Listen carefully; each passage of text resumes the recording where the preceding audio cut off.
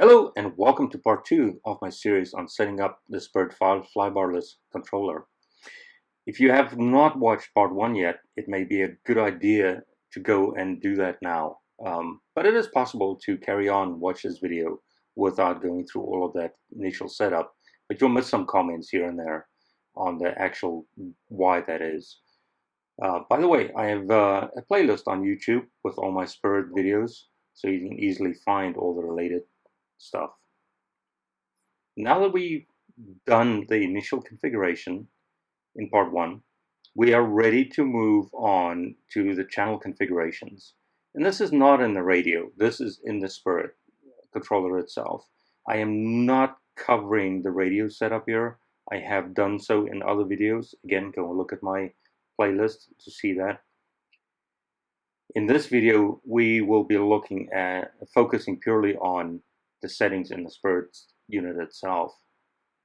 So by now, you have mounted your Spirit on your helicopter, you've connected your servos and your ERC, so we are ready to continue, except, yes, you have to remove your blades or disconnect your motor, whichever you prefer, but safety first, so go and take off those blades or disconnect the motor so we don't have anything spinning up when we go through our settings. Now that we've done that, we are ready to go ahead. So turn on your radio and turn on your helicopter. So power up that Flybarless and ESC. Now we can open our Spirit settings app. I open Spirit 3 because that is the newest version. It tells me we have a new version. That is the changelog. And I can verify the new version is there. I'm not going to go through the tabs at this point in time. I will continue with the setup wizard. So we will click on the setup wizard button, go to next, and we'll select or reconfirm our previous settings. I don't know why I didn't show it. It is saved because I did confirm the radio work. We'll go skip the setup page. We'll confirm our mounting arrangements and the swatch plate orientation. Again, for some reason, the setting is not saved from the previous setting. There we go, change that. Confirm my servos, at least it did save that, and confirm they are correct. And so now we are actually ready to move on to the next step. So we'll hit connect, next. Now we are on step 5. In step 5, we now go and look at the inputs coming in from the radio into the Flybarless controller. And we can make changes on how those signals are interpreted by the Flybarless controller. Now, initially, we will make changes just in the radio. That is the point at this initial stage. And so we'll go through and move the sticks. And if the bars don't move in the right direction, we'll make the changes. As you can see, I move pitch here, and I go from negative 100 to positive 100. I'm also confirming that when my sticks are all in the center, that they read 0%. If you do not see 0% at this point in time, you will have to go into your radio and make the changes. Please note that you do not want to change the trim on your radio to make it 0. You don't touch those trim buttons. You have to go into whatever setting your radio uses to center your pulses. So I'm using OpenTX for this demonstration. And so I can go into the output tab and make the center pulses a different value to make my stick 0. And I've done it already because I didn't want to waste your time watching the video, but I do want to let you know, go and read your manual, figure out how to make it 0, but do not use the trims to make that value 0. All right, next I'm going to confirm that all my sticks move in the right direction if I move it. So in the aileron here, I'm pushing to the right, and as you can see, the bar moves to the right. If I move it to the left, it'll move to the left. The same goes for elevator.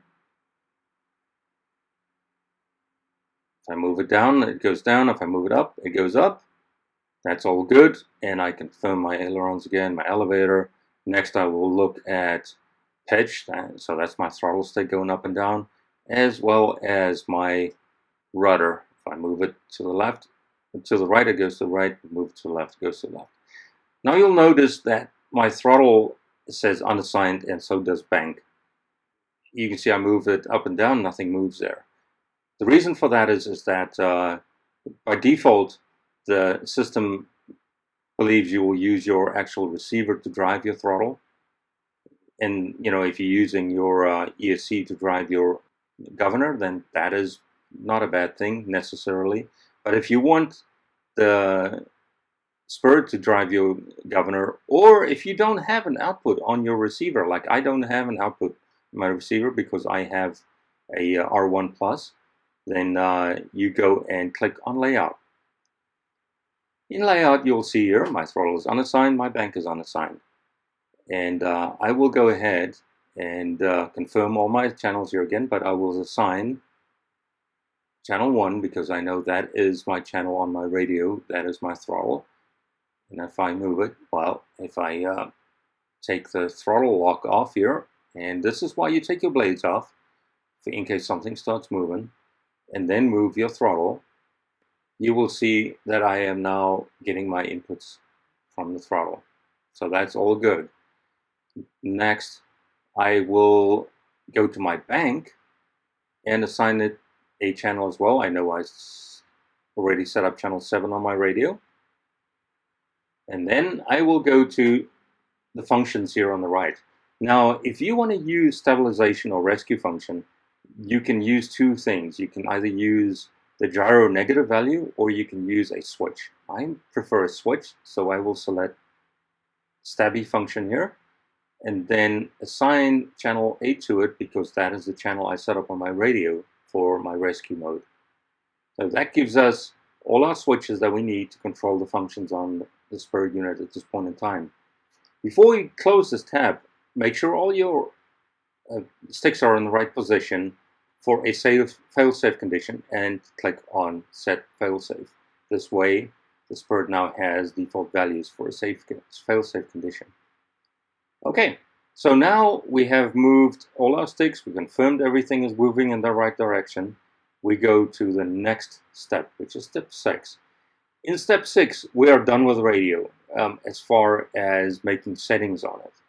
We will still do a few things here. One of them is if I now go and say move my elevator from back to front, I expect to see the swash plate on the helicopter to move in the correct direction. If it doesn't, I don't go and change the radio. I will now change the settings here on these channel reversing inputs. I am going to check channel 1 here since my swash plate is not moving in the correct direction and validate it. So if you now see my picture here, you will see that it is actually moving in the wrong direction. Well, at least it's moving correctly in some way. It is just not moving in the correct direction in that if I move the sticks forward, I expect it to go down, which it doesn't.